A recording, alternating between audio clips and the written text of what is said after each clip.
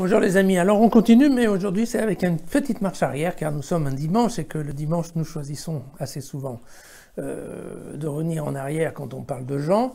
Et donc nous allons relire l'évangile de Jean au chapitre 14, les versets 23 et 29, qui correspondent en fait au discours d'adieu. Et donc, désolé, on va quand même le relire et puis j'essaierai de vous faire un commentaire un peu différent que la première fois, en essayant de faire un résumé un peu de ce discours d'adieu qui en fait s'étale sur plusieurs chapitres. Globalement, ça correspond au chapitre 14 à 16 de l'évangile de Jean. Jésus lui répondit, « Si quelqu'un m'aime, il observera ma parole et mon Père l'aimera. Nous viendrons à lui et nous établirons chez lui notre demeure. Celui qui ne m'aime pas n'observe pas mes paroles. Or, cette parole que vous entendez, elle n'est pas de moi, mais du Père qui m'a envoyé. Je vous ai dit des choses tandis que je demeurais auprès de vous. Le Paraclet, l'Esprit Saint que le Père enverra en mon nom vous enseignera toutes choses et vous fera ressouvenir de tout ce que je vous ai dit. Je vous laisse la paix, je vous donne ma paix. Ce n'est pas à la manière du monde que je vous la donne, que votre cœur cesse de se troubler et de craindre. Vous l'avez entendu, je vous ai dit, je m'en vais et je viens à vous. Si vous m'aimiez, vous vous réjouiriez de ce que je vais au Père, car le Père est plus grand que moi. Je vous ai parlé dès maintenant, avant l'événement, afin que lorsqu'il arrivera, vous croyiez. » Donc voilà. Donc, vous vous souvenez, il y avait au départ des signes pour croire, hein, et maintenant, typiquement, c'est l'idée d'avoir des paroles qui annoncent, qui prophétisent, voilà, sur ce qui va se passer, de façon à ce que, effectivement, quand les faits vont effectivement se passer, eh bien, à ce moment-là, on croira et on dira, mais oui, c'est vrai, Jésus nous l'avait dit.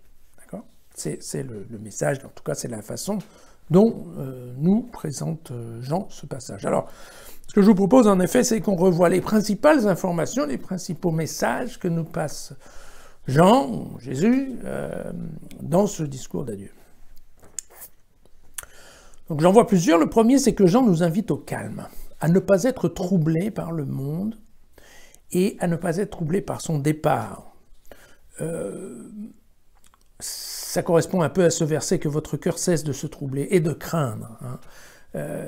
On l'a vu, la question c'est que la douleur fait partie du monde, la peine fait partie du monde, et l'esprit de paix que nous envoie Dieu va nous permettre d'avoir une meilleure gestion, d'être plus fort par rapport à cette douleur et de la vivre d'une façon un peu plus positive.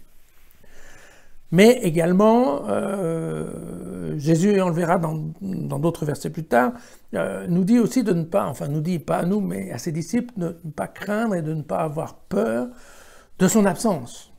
D'accord ? Parce que, en fait, bien, c'est vrai, lui, il doit partir, mais il va nous laisser l'Esprit Saint. Et donc, c'est vrai que, encore une fois, souvenons-nous, en 85, les disciples ont peur. Ils ont peur d'être éliminés, d'être persécutés.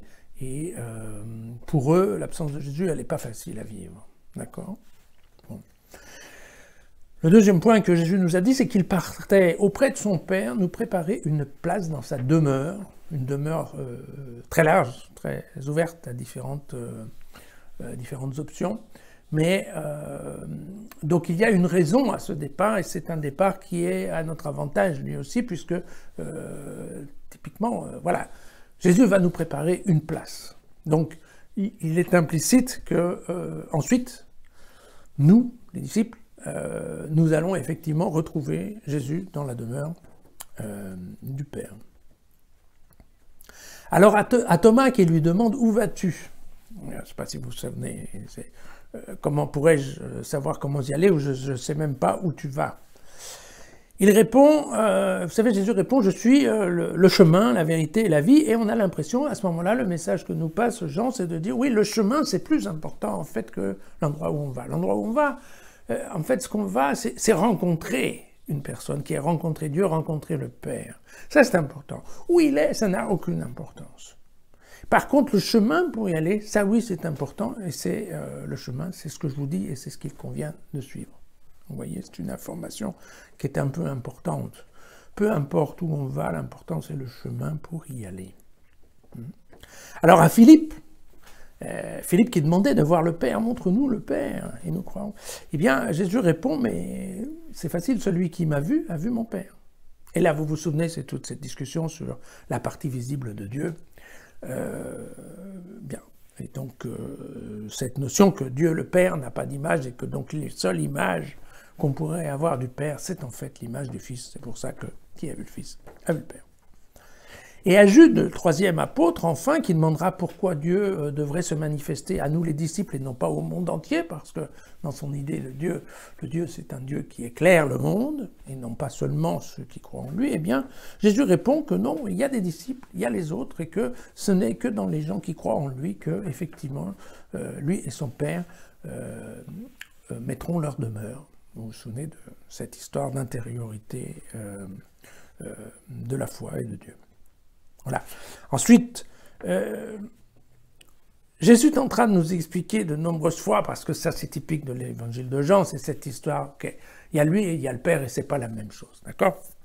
Alors, moi je trouve que c'est une explication qui est très compliquée, donc je vous ai donné mon point de vue, alors par contre ce n'est pas du tout le point de vue de Jean. Jean il essaye bien de faire la différence entre le Père et le Fils et de dire qu'il y a une réciprocité permanente entre le Père et le Fils, et puis qu'ensuite cette réciprocité elle passe du Fils aux disciples et que ça fait qu'en fait tout le monde est sur un pied d'égalité et que tout le monde en fait, il n'y a plus de serviteurs, il n'y a plus que des amis. Bon, il dit ça me va bien, mais seulement après, quand il commence à nous parler du Paraclète, là ça devient plus compliqué, parce que là, on a un petit peu le Père et le Fils, c'est tellement fort qu'on se dit, le Paraclète, qu'est-ce qu'il vient fabriquer ici? Surtout qu'en plus, vous allez voir, il va nous dire que le Paraclète, c'est en fait, c'est la voix de Jésus. Alors, moi je trouve que tout ça est très compliqué, c'est pour ça que je continue de vous dire, eh bien écoutez, Dieu, il n'y en a qu'un, c'est une entité qu'on n'arrive pas à voir, et quand elle veut se montrer, elle utilise le visage de Jésus, et quand elle veut qu'on l'entende et qu'on prenne en compte ses considérations, elle nous envoie un esprit qui est l'Esprit Saint. Voilà. Mais chacun est libre de voir la Sainte Trinité comme il l'entend, n'est-ce pas? J'insiste bien là-dessus. Moi, je vous parle de ce que je vois, de ce que je vais, de ce que je vis, mais il est bien évident que je n'ai pas la solution unique. Alors ensuite, Jésus explique aux disciples qu'il va devoir les quitter, n'est-ce pas, mais que le Père va envoyer donc un esprit paraclète. Alors on verra, il y a plusieurs traductions. C'est à la fois l'avocat, le défenseur, mais c'est aussi le consolateur. C'est un mot un peu compliqué parce que ça vient d'un verbe grec et que la traduction de ce verbe n'a plusieurs sens possibles. Et on va voir dans des prochains épisodes qu'en fait cet Esprit Saint a plusieurs rôles et que donc ce qui est important, c'est qu'effectivement le rôle principal est de nous faire nous souvenir de l'enseignement de Jésus. Donc Jésus est venu, il a donné un enseignement, il va s'en aller et en fait le Paraclète, l'Esprit Saint, va nous aider à nous remettre en mémoire et à réajuster un peu notre comportement en fonction de ce que nous a dit Jésus. Et puis, bien entendu, enfin, Jésus nous donne la clé du commandement de l'amour entre frères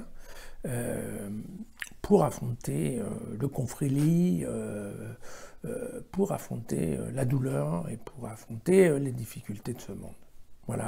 Voilà, somme toute, je dirais, presque la totalité du message de Jésus à ses disciples avant l'événement, les événements de la Passion et bien entendu de la résurrection. Voilà. Vous pouvez bien entendu relire ces évangiles et leurs commentaires dans jesusfacile.com et faire circuler la vidéo si elle vous a plu.